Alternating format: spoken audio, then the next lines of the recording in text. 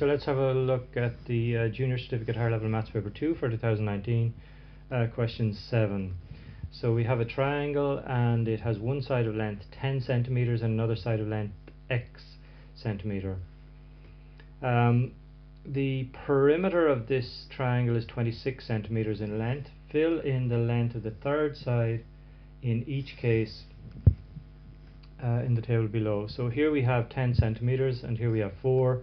So this is fairly straightforward. You just need to take your 26 centimeters, which is the total perimeter, subtract the other two sides. So subtract 10 plus 4. So it's 26 minus 14, which is 12 centimeters. So in here we can put 12 centimeters. Here's the same thing. We've got 26 centimeters. We've got to subtract the other two sides. So 10 plus 9. So we're taking 26 and we're subtracting 19. So that'll give us 7 centimeters. Okay, now find the three values of x that make the triangle an isosceles triangle. Okay, well, if you take the fact that you have to have a base of 10 centimeters, well, we could have x as 10 as well. So x is on this side, so x could be equal to 10. And that would give us our third side here as 6 centimeters. So one possibility is that x is 10 centimeters. We could have another triangle where we have the base of our base of 10, and we could have x as 8. So if this is 8 centimeters here, this is our x, then the other side also would be 8 centimeters here. So we could have x as 8 centimeters. Now x could also be 6. It could be this triangle here. However, the 6 would be on this side if you like. So this is x is equal to 6 here. So this is 10 centimeters here. X is 6. That would make this side here 10 centimeters. So x could be 6 centimeters either. Okay, so in each of these cases we have each of these would be an isosceles triangle. Okay, so let's have a look at part C here. We have a graph. The graph below shows the area of the triangle for all values of x between 3 and 13. So we have the values of x here, that particular side, from 3 centimeters up to 13 centimeters, and the corresponding area will be given on the y-axis here of the triangle in centimeters squared. The point A is marked here, so we have A is marked here. Okay, so A is the point on the graph with x is equal to 4. So if x is equal to 4 here, it would give us an area of under 20 here, about 18, somewhere around 18 here.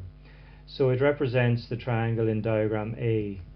So that's this triangle here where x is equal to 4.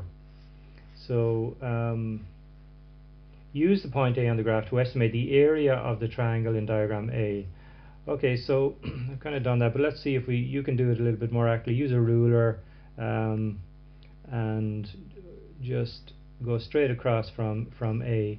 So it's along here,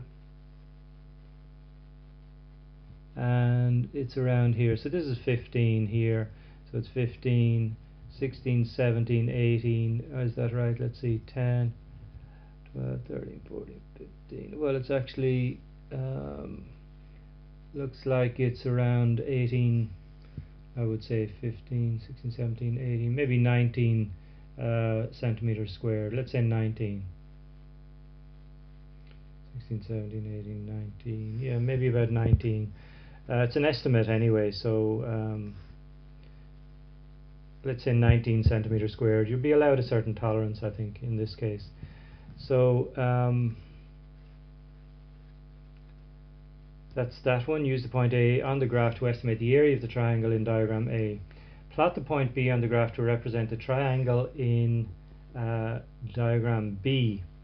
Label the point B. So plot the point B to represent diagram B. So in diagram B here we have x equal to 9. So again, use a ruler here to do this accurately. So x is 9. Was it 9? Let me just double check. Yep, x is equal to 9 here, so we're just going to go from here up to here. So it's this point here. This would be b here. Okay, so that's that. But the graph is symmetrical. Draw the axis of symmetry on the graph on the diagram above. Write down the equation of the axis of symmetry. So what the axis of symmetry is going to do is divide this curve here into so the left hand side is a mirror image of the right hand side. So let's do that. So it's going to be we're going from 3 up to 13. So that's 1, 2, 3, 4, 5. So 13 minus 3 is 10, half of 10 is 5. So we're going up 1, 2, 3, 4, 5. This is about half. This is halfway here. So our axis of symmetry here is going to be down along here like this.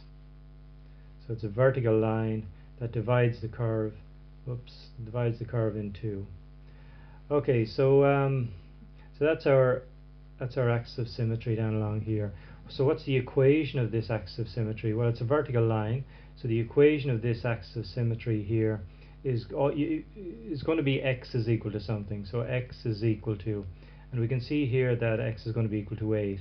In other words, all the points, this line here, this vertical line here is made up of an infinite number of points. So for example, this point here would be 8, 5. This point here would be 8, 10. This point here would be 8, 25, and so on. And you can see that all the x values here, up along here, all the x values for all the points is going to be 8. So the equation of this line here, our axis of symmetry, is going to be just simply x is equal to 8. So the equation is x is equal to 8. Okay, next one then is when x is equal to 5 centimeters, the triangle has side lengths 10, 5 and 11. Show that this is not a right angle triangle. Okay, so we have side lengths 10 centimeters, we have 5 centimeters, and we have 11 centimeters. So that will look I don't know, something like this. So you got your 10 centimeters here, you have so we're saying that x is equal to 5, so you have a triangle that looks something like this, and then down along here like this. So this would be 11 centimeters, and this is our x here, which is 5 centimeters. So x is equal to 5. So you got to show that this angle here is not a right angle. So really we're just going to use Pythagoras' theorem here. So if you take the two shorter sides here, so 10 centimeters, and square it, take the next shorter side, which is 5 centimeters, square that. Is that equal to 11 squared? So you can see here we get 100 here, we get 25 here, and if you square 11 you get 121. So here we have 125, and it's not equal to 121. So you can see all the way up along here that this is not equal. Therefore the triangle is not right angled.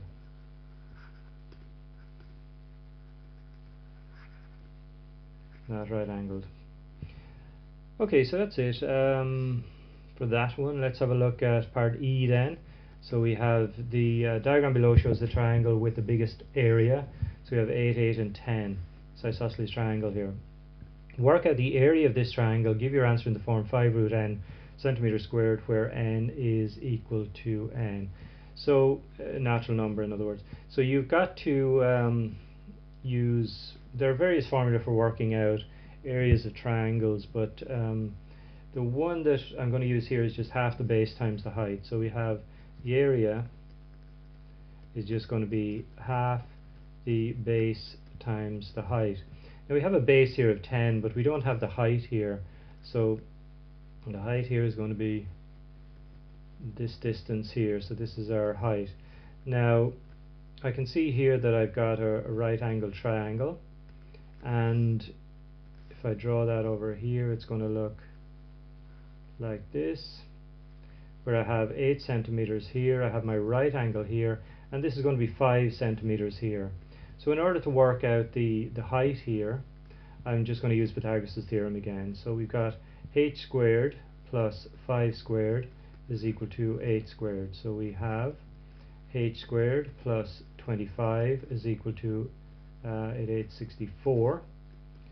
So that will give me h squared. What you've got to do here now is just subtract 25 from both sides. So that will give me 39, I think it is it? Let me see. 954, 3, 4, 5, 6. Yeah, that's fine.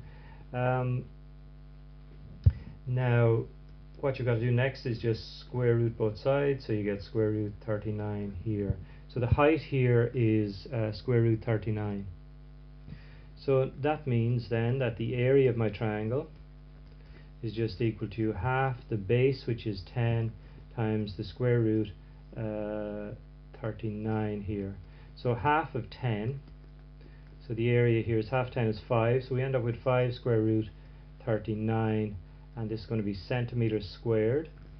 Now, have we done what they asked? Give your answer in the form 5 root n. So we have a 5, we have square root of n here, some natural number. So that's it for this question, I believe. Yep, that's it.